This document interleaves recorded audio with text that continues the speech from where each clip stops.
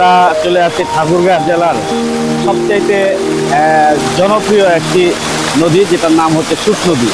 এই নদীতে আমরা এখন এসেছি। চলেন আমরা নদীর দৃশ্য আমরা দেখি।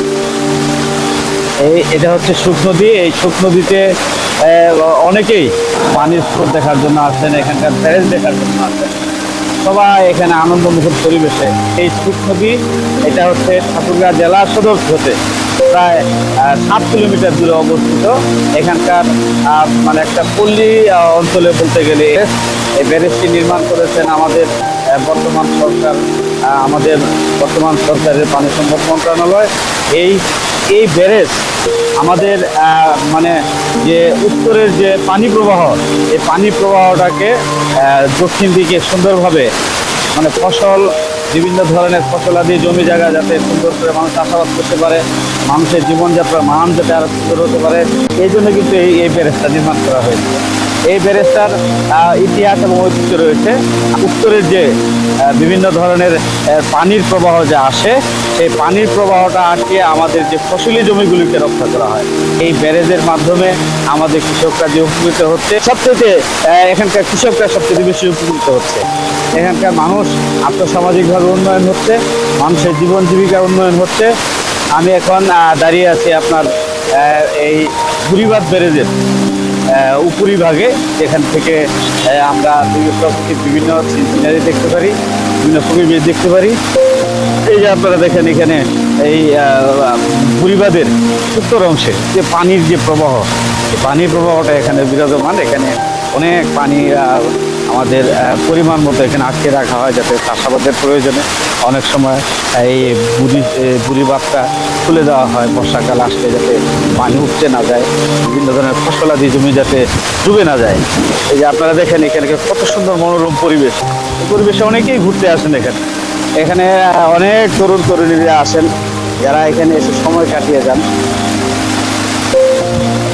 এটা এই বুড়িবাদের উত্তর অংশ, যেখানে মানুষ মানে প্রাণ ও প্রকৃতি ফিরে পায় বলতে গেলে।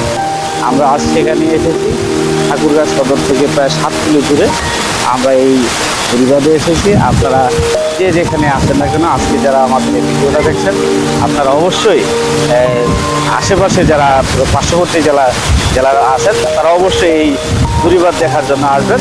প্রকৃতির সুন্দর একটি মনোরম পরিবেশ আপনারা এসে দেখে যাবেন। আমি মনে করবো যে এখানকার এলাকার মানুষের এই আর্থসামাজিক উন্নয়ন এই বুড়িবাদের মাধ্যমে অনেক উপকৃত হয়েছে, কৃষকরা অনেক উপকৃত হয়েছে। আমাদের এই বাঁধের মাধ্যমে যে দুই পারের যে একটি মানে অবস্থান, এই অবস্থানের মাধ্যমে আমাদের ভূমির যে সঠিক মানে সঠিকভাবে কৃষকরা যে উর্বরতা ফিরে পাওয়া, এটা ইনশাল্লাহ এখানে পেয়েছে। আমরা চাই এই বুড়িবাদে মানুষ প্রাকৃতিক সৌন্দর্য দেখতে আসবে, যেমন এখনকার কৃষকরা যেমন উপকৃত হয়েছে। বিভিন্ন ধরনের আমরা মানে এখানকার পর্যটন এরিয়ার মতো একটা অবস্থার জায়গা দেখা যাচ্ছে, অনেকেই ঘুরতে আসেন। আপনারা দেখতে পাবেন এখানে অনেক দূর থেকে এখানে লোকজন আসে। চলেন আমরা যে জায়গা দেখি আমরা।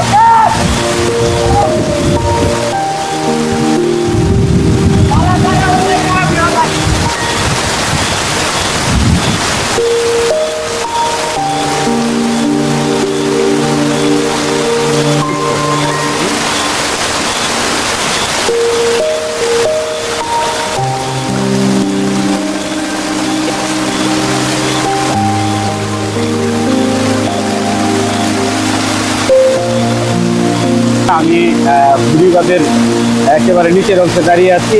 এই বুড়িবাদের বিশেষ বৈশিষ্ট্য হচ্ছে উত্তরের পানিতে আটকে রাখার জন্য আমাদের এই বুড়িবাদের সবথেকে বড় প্রকল্প সরকার হাতে নিয়েছিল।